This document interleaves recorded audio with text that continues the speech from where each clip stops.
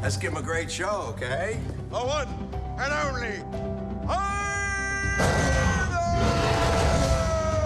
Mack is a fascinating character. I mean, I think that you can tell that Mack has a good heart, but on the surface, we're introduced to him. He's running a circus out of a mall, and I can't help but kind of shudder at the thought of that. I wonder what's your read on Mack, and where does he stand? Is this a good person? From an actor assuming a role, you always take that assumption that his actions and his intentions are justifiable. I'm very attracted to characters that are troubled and flawed. I think most human beings can see that all of us have strong points and weaknesses. And he's no different. He's a man who, in the true story, they adopted this lowland gorilla as a baby with diapers, and they took him in a stroller and put him on swings at the park, and he was an attraction. Well, the baby gorilla grows up to be a full-blown silverback gorilla, and well, they're gorillas. They do what gorillas do. They throw things around and climb on things, and destroyed their house. So he tried to figure out a way to keep the gorilla, his son, with him and still make some money. And so he thought of this circus, which was, dubious. And it kept him in a cage. It kept Ivan in a cage for a very long time. And the social benefit that may come out of this, we hope, is as filmmakers, we never want to present answers to questions. We want to present the questions. Mm-hmm. So we try to do it in an entertaining way. And maybe some children will ask their parents, well, why do we have animals in captivity? Why do we have zoos? Is this right or wrong?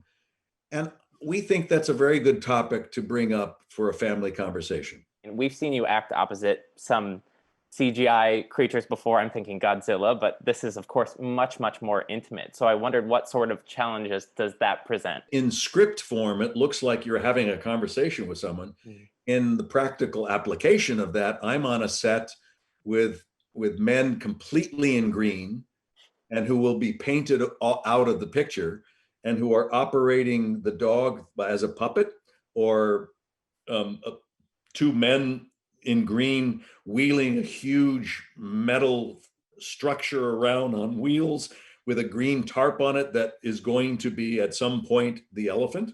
There's an actual baby elephant with green with a man inside it doing the whole thing. I mean, and then there's one point when all those animals go away.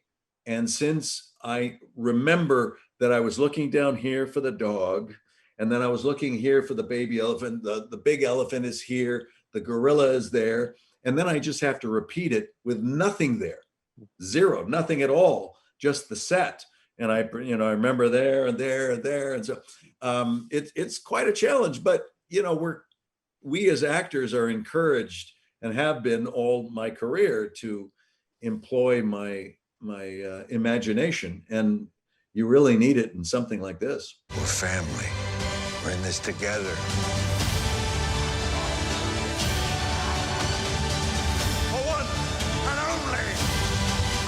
Malcolm in the Middle, which is a hugely influential show for many, many reasons. And I know you're celebrating the 20th anniversary. The age I was when that first came on, I remember seeing a working class family that reflected my own for maybe the first time. And I wondered if that was kind of your read. Like, what is the legacy of Malcolm in the Middle? What it really was, at the core of it, was love. That this family loved each other, and we felt that they're committed to each other.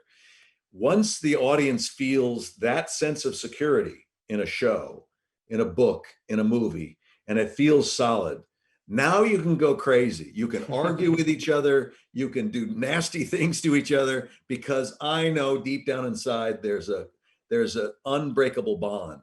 And that's what Malcolm in the Middle was. It had that unbreakable bond as a family. So no matter what they were going through, you knew they were going to stick together or be together at the other end of it. Do you ever imagine maybe what they might be up to 20 years later? I guess now is an especially odd time, considering they're probably stuck at home like the rest of us. But I think if it was 2020, all those kids would be back at home with Hal and Lois still. And Hal would be he'd be crying. Hal would be crying. And Lois would say, "Oh, buck up, Hal. Come on." You boys heard your mother. We have always said you have to concentrate on your schoolwork before wasting your time on dead-end jobs. You have got your whole life to work and only one chance to learn. I told them to get jobs, Hal. The value of hard work. Money doesn't grow on trees. The sooner you two kids have jobs, the better.